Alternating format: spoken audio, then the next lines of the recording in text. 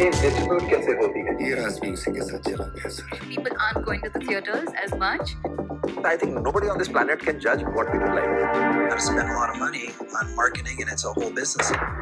Right now, truly content is key. You say South का film success हो रहा है. I think it's an Indian film which is. Congratulations everyone for the success of Chandrayaan 3. India पहली ऐसी country बन चुकी है जो चांद के साउथ पोल तक पहुंच पाई है और किसी भी कंट्री के लिए एक बहुत ही प्राउड मोमेंट है। जय हिंद, जय भारत।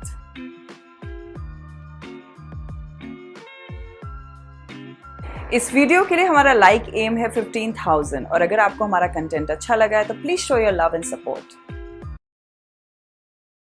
काम होता था, अभी भी हो रहा है, आगे भी होगा। नया कुछ नहीं है, ओनली पर्सन से change, business is same. Politicians are the backbone of the business. Mr. Sharad Pawar, Mr. Bhujbal. But nobody is convicted in such way when I have convicted. Something is there that somebody may kill. क्या हुआ? Starting clip देख के आप बहुत ज्यादा serious या emotional तो नहीं हो गए हैं? बिल्कुल नहीं होना चाहिए, क्योंकि ये एक ऐसे इंसान की स्टोरी है जिसने हमारी कंट्री को 30,000 करोड़ का घोटाला दिया है और एक टाइम पे हमारी कंट्री के इकोनॉमिक सिस्टम को हिला दिया था। चलो बहुत हो गई सीरियस बातें, अब स्टार्ट करते हैं आज का मुद्दा। 3 चीजें होती हैं ये देखने के लिए कि एक मूवी और एक सीरीज कितनी ज्यादा सक्सेसफुल है।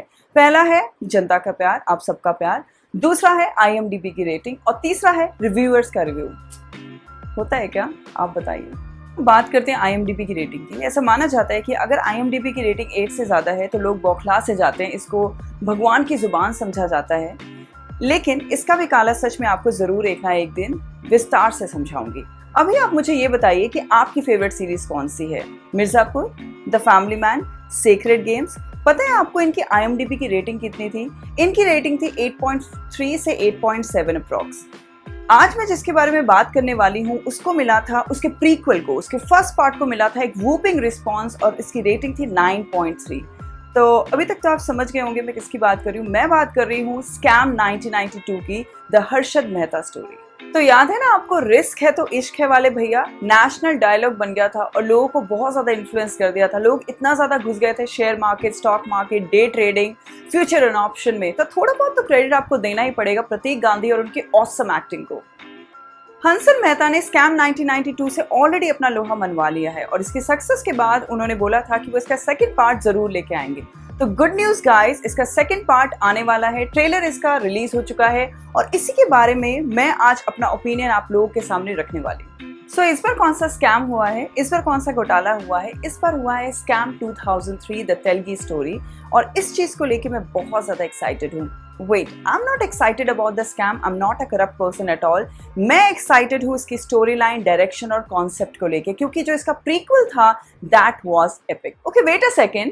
ये हंसल मेहता के दिमाग में इतने इंटरेस्टिंग आइडियाज, इतने इंटरेस्टिंग कॉन्सेप्ट्स आते कहाँ से हैं?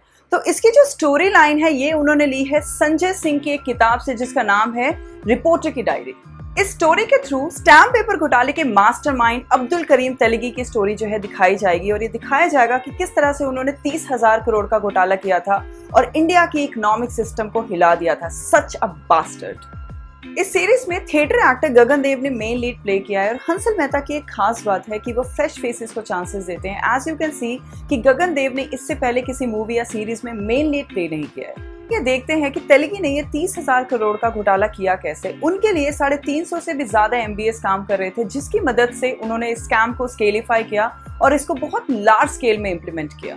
दूसरा है ऑब्वियसली द पॉलिटिकल सपोर्ट, क्योंकि ये जो स्टैम्प पेपर प्रिंटिंग होता है ये एक स्ट्रिक्ट गवर्नमेंट डोमेन है। कोई भी नॉर्मल इंडिविजुअल इसको पब्लिश या प्रिंट नहीं कर सकता और इसको एक मास्टरमाइंड क्रिमिनल के हाथों में सौंप दिया गया था।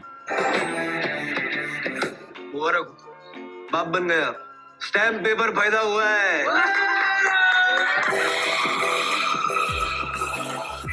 जिस दिन आपने सामने वाले की जरूरत समझ ली, समझ लो आपने धंधा समझ लिया।